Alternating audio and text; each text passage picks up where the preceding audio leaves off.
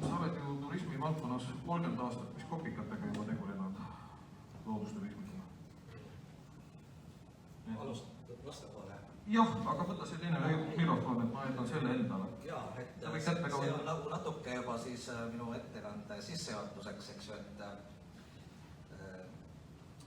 Hemmiki, aitäh, kus sa tuledki, et sa kutsusid ja muuhulgas sellise toreda sissejuhatuse kirjutasid ka siis sellest vanusest, et tõepoolest, eks ma olengi juba vana inimene ja üldiselt ma loen enda sellise turismi tegevuse alguseks seda, kui koos emaga me siis kaamisime kahest minu õest tühjaks jäänud toad ja liitusime siis Taluliidu turismikataloogiga. See juhtus 27-8 aastat tagasi, aga selle Hemmiki 30 aasta peale ma otsisin välja ka siis esimese siis reisi, mida ma ise korraldasin, selle piltidest ühe.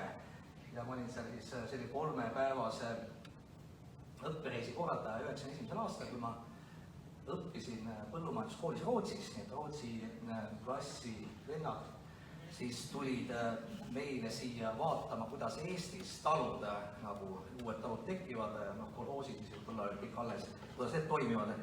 Ja muuhulgas selle reisi siis selliseks kulminatsiooniks kujunes hoopis see üritus, mis siin fotol on, ehk siis Eesti sai vabaks, et kui nad Stockholmist Tallinnasse sõitsid ja korelikult helistasid, nägid, et Jeltsin seisab kuskil Moskvas tanki peal, nad nägid seda muidugi siis telekates, mis eks ju terminalis oli. Ja siis tagasi sõitsime, siis oli juba siis Eesti Vabariik välja kuulutud. Aga ökoturismist siis ka, kui sa juba küsisid, et tõesti, et ma sattusin olema siis kohe enda ettevõtte alguse ajal, millest ma pikalt räägin, me teeme neid Sooma matku Algisele, et Algis räägib pärast nendest asjast lähemalt, aga sattusin olema sellise projekti juhiks 2 aastal nagu Kodukandi ökoturismi algatus. Kodukandi liikumine on tänagi Eestis olemas, mina ise seal küll aktiivselt ei osale, aga see on selline külade ja siis linnade, väikelinnade arendus nagu liikumine. Ja sealt siis kunagi selline asi tekkis ja siis kuna selle üks seminaridest kohe alguses toimus Soomaal, siis ma sattusin sinna ja sattusin nende asjadele kuidagi kokku. Nii et kui täna räägitakse siis jätkusuutlikkusest või säästast või kestlikust turismist, mis on kõik sünonüümid, siis siin on mõned 25 aasta tagused uudiskirjad, kus me juba ka nendest asjadest kirjutasime. Ja muidugi seda turismi ju saabki igatepidi liigitada ja jagada. Mulle endale tundub see viimasel järjest nagu vähem atraktiivne teema, sellepärast ma panin ka oma ettekande pealkirjas selle looduse sulludesse. Et seda on jube raske tegelikult ikkagi piiri tõmmata, kus see algab ja lõpeb ja pealegi see loodusturismi siis majanduslikus mõttes või sellise sektori mõttes see on hästi fragmenteerunud, sellised väikesed 2 mehe või isegi 1 mehe firmad on siin, mis domineerivad ja nad ju ei tee puhtalt ainult oma asju looduses, kõik on meil seotud, eks ju, meie elu olukultuur ja ega meie kliendid ka ju ainult loodusi liiguvad, nad käivad ka linnades ja muu selline nagu tegevus, mis siin Eestis siis nagu välisturumanda siis pakutakse.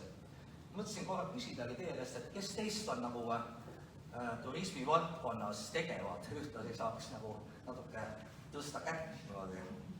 Tõstke need, kes turismis tegelevad ja kes teist siis loodusturismis tegelevad. Et juba igaüks mõtlebki peast, mis palju teist on nagu ettevõtted või siis ise on teil ettevõte või te siis töötate omas eraettevõttes. Ja palju on avalikus sektoris või ütleme omavalitsusriik. Et enamasti ongi meil siis siin sellised meie sarnased. Et minu roll oli siis siin see tegelikult muutus seda seminari planeerimisel, kui Hemmiki helistas ja kutsus rääkima, siis parasjagu ma viibisin ühel roheliste sihtkohtade seminari Pärnus. Ja vaid mõned minutid hiljem helistas Anneli Haabule, kes siis on loodusturismi koordinaator EAS-i turismiarenduskeskuses. Et võib-olla te ei tea, et inimene, kelle tööülesannetes on kirjas loodusturism, on nüüd EAS olemas, siis ta vist kevadel alustas, Anneli Haabu. Nii et osad need slaidid on mul ka tema käest. See ei ole mitte, aga te tunnete need mingi 4-5 slaidi ära, et ma lihtsalt katan seda teemat, mis on nagu loodusturismi selline üldine, noh, ma ei tea, suundused ja trendid ja arengud. Ja noh, see hokikepp on teile üks ju tuttav, et tegemist on siis valdkonnaga, mis maailmas loetakse, et iga 10. töökoht on turismisektoris, umbes 10% ka siis SKP-st või ütleme siis koguproduktist koos igaste kaudsete mõjudega, aga siin on seda väga raske täpselt mõõta, on turismisektoris. Ja samuti ma ei pea vist pikalt rääkima sellest, mis nüüd siis sellel aastal seoses selle kuulsa tuntud viirusega, eks ju, on toimumas, et oodatakse siis Maailma Turismiorganisatsiooni andmetel mingit sellist 50–80% vahelist langust ja samuti siis see rahakäive, eks ju, see kukub kuskile selline, ma ei tea, 15–20 aasta tagusele tasemele. Täpseid andmeid ei ole, kuna siis aasta lõpuni on mõned kuud olemata. Ja Eestis siis samamoodi ta ei moodusta 10% SKP-st, aga räägitakse siin numbrist nagu 8. Kui te olete kuulanud viimasel ajal siis turismi valdkonna eeskõnelejaid ka meedias, siis Tiit Pooli räägib 2 miljardist eurost, mis jäetakse siia väliskülastajate poolt. Ja noh, neid numbreid on siin veel ja kõikide nende ettekande lõpus on kõikide allikate kohta on ka viidete loetelu, et slaidelt saate siis pärast neid asju vaadata. Igatahes on oluline see, et ta nagu majandusele genereerib palju, eks ju, tulu, see, et meid külastatakse väljapoolt ja siseturism, eks ju, siis, et ta nagu jaotab laiali mööda regioone seda tarbimist ja järelikult siis majandust stimuleerib nendes maapiirkondades. Ja mis siis selle osa võiks olla loodusturismile? Et see ongi jah, jälle niisugune teema, mida väga vähe on uuritud. Loodetavasti nüüd hakatakse uurima rohkem, et sellist siseturistikülastust just praegu uut plaanitakse ja samuti juba aastaid on tehtud küsitletud piirile neid inimesi, kes siis Eestist tulevad, neid välismaalasi ja erinevate rahvaste või ütleme siis turgude lõikes need numbrid on erinevad. Ja samuti on talvel ja suvel need numbrid erinevad, aga ma ei tea, kui hästi siit näete, aga alumine rida on seal vist tugitoolide varjus, aga et domineerivad siin siis sellised klassikalised meie loodusteenuste pakkujate turud nagu Saksamaa ja Holland ja Prantsusmaa, Norra, Rootsi, kus siis vastavalt umbes pooled ja see lõigub seal, kes siis on ütelnud, et jah, nad on Eesti reisil viibinud omal käel ja sellest, jämedalt mõelda, et circa pooled siis kasutavad mingit teenust või ütleme giidi. Aga jah, et mis osa sellest 2 miljardist siis on nüüd tänu sellele, et meil on selline suhteliselt puutumatu loodus, atraktiivsed paigad looduses, mida külastada, seda on teaduslikult nagu suhteliselt keeruline öelda, kuna vastavaid uuringuid ka meie vastavad teadused ei ole nagu väga teinud. Vist on see viimane slaid nüüd EAS-i poolt selles minu esituses, mis on siis Eesti Panga andmed selle kohta, kuidas siis on sedama välisturism ja teenuste eksport meil kasvanud sujuvalt ja kuhu ta siis nüüd kukub selle aasta lõpuks. Täpselt arvud kindlasti tulebki uue aasta alguses. Ja minu enda see jutt on siis rohkem trendidest ja arengutest ja üks asi, millele võib-olla võiks selles loos tähelepanu pöörata, on see, et ega siis see nakkushaigus, mis praegu on niimoodi suuresti muutnud kogu seda turismi maailmas, et see ei ole tegelikult ainukene kriis, et sellele tegelikult juba on nagu samal ajal, eks ju, järgnenud või toimub selline üldine majanduslangus, seda üritatakse erinevate siis vahenditega nagu pehmendada, seda eemal hoida, aga et selge see, et turismiteenused tarbivad inimesed siis, kui nendega on muud vajadused kaetud ja noh, siin Gunnar juba viitas ka sellele, et ega tegelikult need rasked ajad ei ole läbi ja samuti ei ole need kriisid, mis tulenevad siis inimese mõjust loodusele, et need ei ole ju, nendega me ka ei võitle nii, nagu me võitleme, eks ju, nakkushaigusega ja samuti need ei lähe iseenesest üle. Ehk siis inimese mõju liimale, aga mis omakorda mõjutab ja on seotud, eks ju, erinevate elurikkuse siis kadudega, noh, liikide väljasuremine on selline, millist nagu meie ei ole näinud, mis jäävad kuskil sinna kaugemasse minevikku ja mida seostatakse ka erinevate katastroofidega. Ja seda turismi meeletut kasvu, mis siis nüüd tänu siis viirusele on saanud sellise suure tagasilöögi, seda tegelikult vaadeldakse ühe sellise keskkonnaprobleemina. Noh, kõige muu nende sotsiaalsete, mis on siis punased okikepid ja siis nendele otseste keskkonnale negatiivse mõju avaldavate riisidega. Et kuidas me saame üle nendest teistest, et see on endiselt küsimus, mis on meil nagu ees. Ja üks viis, kuidas siis selliseid negatiivseid, eks ju, mõjusid vähendada, ongi siis jätkusuutlikkus.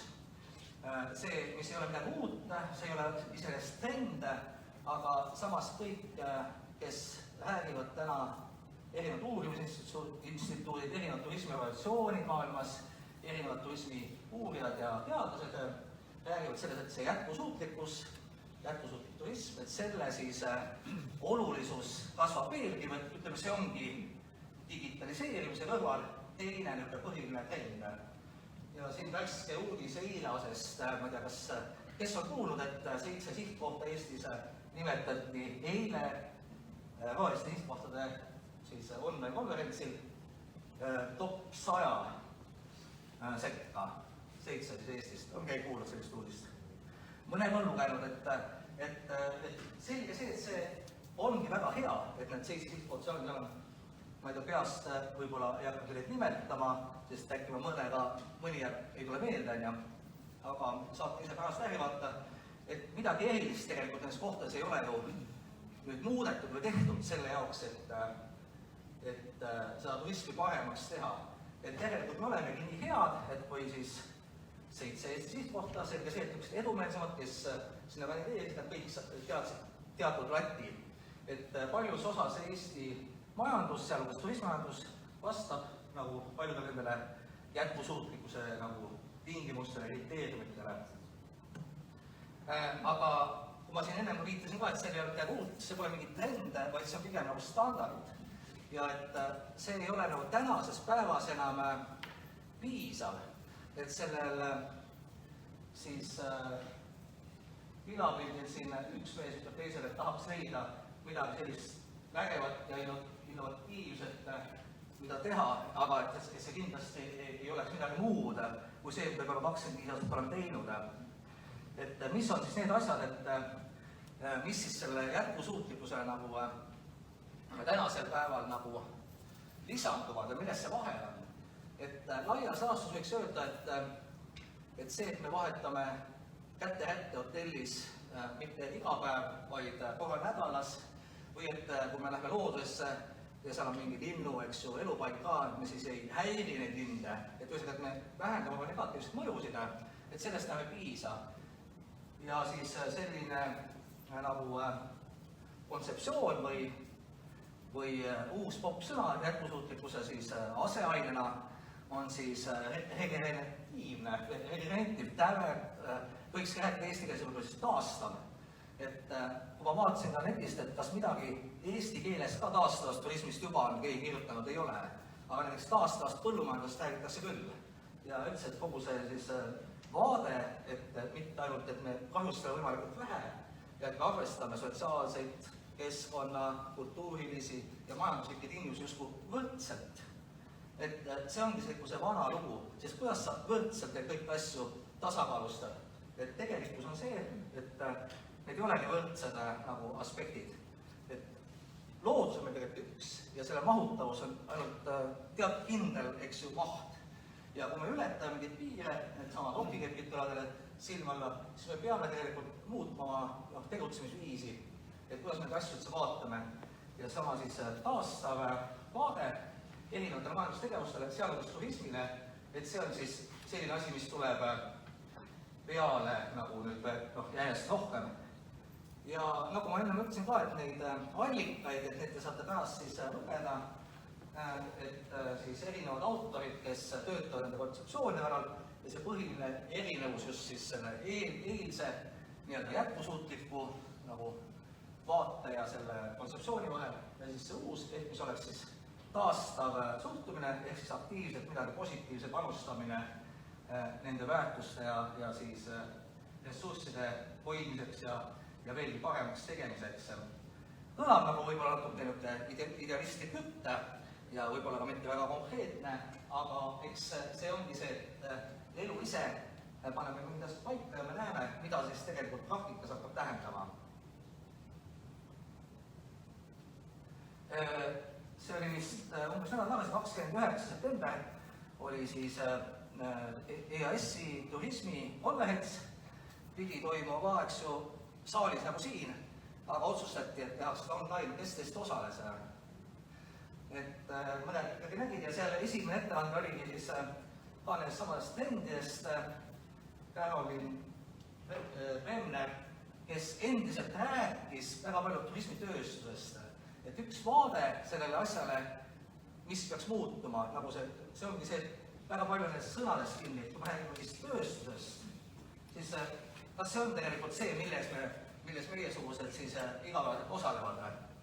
Et pigem mitte ja sellest samast siis taastavast turismis või regeneratiivses turismis räägitakse sellest, et see sama vaade turismile kui mingile tööstusele, nagu nüüd selle Fordi siis sellisele majanduslikule mudelile, et see asendub millegagi, mis sarnaneb rohkem nagu loodusele ja et üldse inimorganisatsioonid, et need on tegelikult mingid kooslused ja et turismis siis samamoodi me saame rääkida, et see vaade võiks olla see, et me ei räägi tööstusest, vaid mingisugusest süsteemist, mis oleks nagu inimkeskne.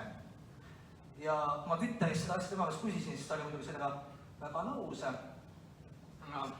Siin siis võeti ka skeem, et siis mis see paradigma muutus nagu on, et teatud mingisugused vanad põhimõtted surevad välja, see ei toimu nagu nipsust, et ühel päeval kõik on uut moodi, et see on nagu protsess ja järjest rohkem inimesi lihtsalt hakkab asju nägema uuel moel. Ja sama siis toimub ka, eks ju, turismisektoris ja et selle asemel näha siis seda meie sektorit kui mingisugust masinat, eks ju, kus on kanuupakkuja, majutuspakkuja, toitlustuspakkuja, et see kõik toimub nagu mingi masinavärk, et keegi, kes neid ostab, need jupikesi ja müüb siis edasi turule, et näha seda pigem siis sellise elusüsteemina, nagu et vaade sellele on siis selline rohkem nagu looduse lähedale või ütleme loodust järele aimav vaade. Siin siis ka võib-olla see asi piltlikult, et inimesed armastavad kõik asju midagi jaotada mingitesse kastidesse, kuid tegelikult looduses sellist jaotust ja selliseid kaste ei ole, vaid tegemist on keerukate süsteemidega, komplekssüsteemidega, kus on väga oluline mitte ainult, et need ühikud, aga et ka need omavahelised suhted, need omavahelised seosed, mis nende erinevate osalejate vahel on. Või siis sama küsimus, mille juures oli ka siis Tõnu oma esimeses jutus, et kas me ikkagi siis oleme nagu looduse osa ja loodus on osa meist või me oleme kuidagi eraldiseisvad sellest loodusest. Et see ei puuduta otseselt turismi, aga see puudutab siis seda muutust, mis üleüldse on toimumas. Teine selline siis kontseptsioon või selline sagedasti kasutatav nagu turismimudel on siis transformatiivne reisimine. ja seda tegelikult kasutatakse pigem turunduses ja ütleme, kliendi vaatena siis oma reisile, et mis see reis nagu peaks endast kujutama, kuhu ta läheb. Ja et see ei tähenda, et sellised lihtsad, eks ju, reisid, kus minnakse ja viiakse oma tarbimine igapäevasest tarbimiskeskkonnast kuhu teise kohta ja seal on siis mingi lisa nagu väärtus selle juures, eks ju, kas parema kliima näol, et see kuhugi ju ka jällegi nipsust või päeva pealt ei kao, aga pigem siis suureneb sellise reisimise osa, kus kohas inimesed tegelikult tahavad midagi rohkem, et nagu noh, et ta on vähem kvantiteeti ja rohkem kvaliteeti, on ka tavaline, eks ju, lihtne niisugune viis seda kirjeldada, aga just, et need elamused või kogemused, see põhjus, miks sa reisid, et see on siis midagi nagu sügavamat, et see on seotud siis millegi, noh, niisuguse kogemisega, noh, et sa õpid midagi uut või et see nagu annab sulle midagi uut nagu selles suhtes, kuidas sa üldse nagu seda maailma nagu näed.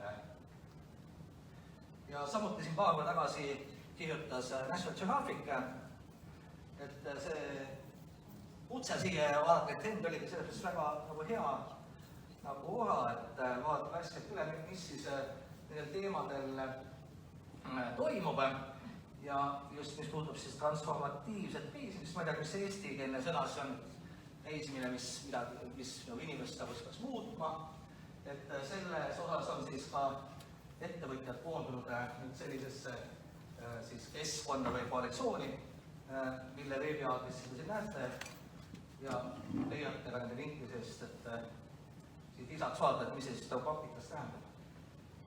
Et oluline selle looduse juures ja mida võib-olla ka Gunnar juba natukene käsitles, on see, et see ei ole siis ainult, ütleme, niisugune vaatlemise või kogemise keskkond elamuste võttes, vaid et tal on ka olulise tervendav roll, et juba enne siis koroonat 2 aastat tagasi Šotimaa oli siis esimene Euroopa Liidus, kus kohas arstid hakkasid, ütleme, ametlikult saavad arstid sulle välja kirjutada viibimist looduses, linnuvaatlust, pakkamist, et kui mõeldagi, et kuhu see meid siis viib, on see, et läheb mingi aeg ja noh, mingites maades, eks ju, et haigekassa on see, kes osaliselt võib-olla siis katab näiteks mingisuguse lõkkeõhtu või siis matka, eks ju, kulud. Kuna see aitab siis nii inimese füüsilist poolt, aga just ka vaimset poolt. Et kuna need paljud hädad, mis inimest puudutavad, nad pigem seostuvadki meie vaimse tervisega. Kas mul on aeg? Varsti. Eesti keeles on ka 2 sellist raamatut juba välja ilmunud, nagu põnevad tõlkede metsakümblusest Shirin-yoku, mis on siis Jaapanist päritud kontseptsioon ja just, et erinevate meetega kogelda siis metsa. See on esimene ja viimane koht, kui ma oma ettekandes lausun sõna mets. Ja mõned siis trendid veel, mis on siis nopitud erinevatest siis allikatest, kes on neid trende kokku kogunud ja kirjeldanud, siis sellised lihtsad või spartalikud puhkused, karavanide müük ja ost, siis nii Eestis kui Saksamaal kui ilmselt väga paljudes maades on kõvasti tõusnud viimasel suvel ja selline reisimise viis just siis alternatiivina või ütleme selle nagu, mitte sellega asendaks täielikult, aga et see on üks asi, mis kasvab. Sealhulgas siis ka Eestis võib-olla juba mõned aastad on räägitud glampingutest või glamuurstest campingutest või nomaadi hotellidest, et see ei pea olema siis alati spartalik, vaid suhteliselt luksuslikud ja vastavad siis ka suhteliselt kallide, eks ju, pakkumised. Selline populaarne trend või termin ka on siis staycation, ehk see, et sa pigem siis oled oma ühe päeva siis raadiuses, noh see, mida me siseturismina tegelikult paljud ka mõistame. Ja üks selline huvitav asi veel nagu nakations või nakations, kui ma hästi häälda, siis ma ei tea ja samuti ei oska ma selle kohta väga palju kommenteerida, aga saad uurida juurde siis nendest allikatest. Ja lõppu tahan siis ka rääkida väikse niisuguse reklaamijuttu, et põlis loodust ja puutumatut loodust siin Tõnu juba nimetas võimalikuks Eesti Nokiaks, tõepoolest meil ongi vähe inimesi, palju loodust, järelikult see inimmõju on väike, et põlislooduse Wildernessiks siis loetakse sellist loodust, millest inimmõju on suhteliselt väike.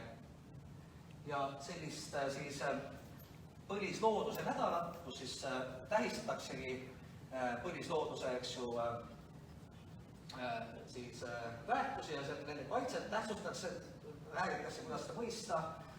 Esimest korda nüüd siis oktoobri 3. nädalal seda peetakse, see on üle maailma ja Loodustamise Ühingus me oleme siis siin paari nädala jooksul kogunud kokku siis pakkumisi üle Eesti, kes võiksid ka oma ühe nendest päevast sel nädalal või ka mitmel, eks ju, pakkuda välja mingi matkaaja, kus siis kogetakse seda põlist loodust või seda osa, mis siis sellest loodust võiks põliseks või puutuvaks lugeda ja just ka räägitakse sellest, et sama see interpretatsioon, et mis on siis põlisloodus, mis ei ole nii põline, et selle teadvustamine ongi võib-olla selle nädala põhiline nagu mõte. Ja kui siis jällegi, mis peame Tõnut viitama, kui ta rääkis, et selliseid melatoormeid võiks olla sagedamini, siis tõsi see on, et kui me koos käime ja oma ühistest asjadest rohkem nagu omavahel räägime, siis me äkki leiame ka omavahel nende lahendamiseks tuge. Ja siis Loodustamise Ühing, mille juhatuse liige ma ka samuti olen, korraldab nädala pärast oma aastakoosoleku ja kõik, kes seni sinna ei kuulu, on ka sinna teretulnud liituma. Et suur tänu! Aitäh sulle!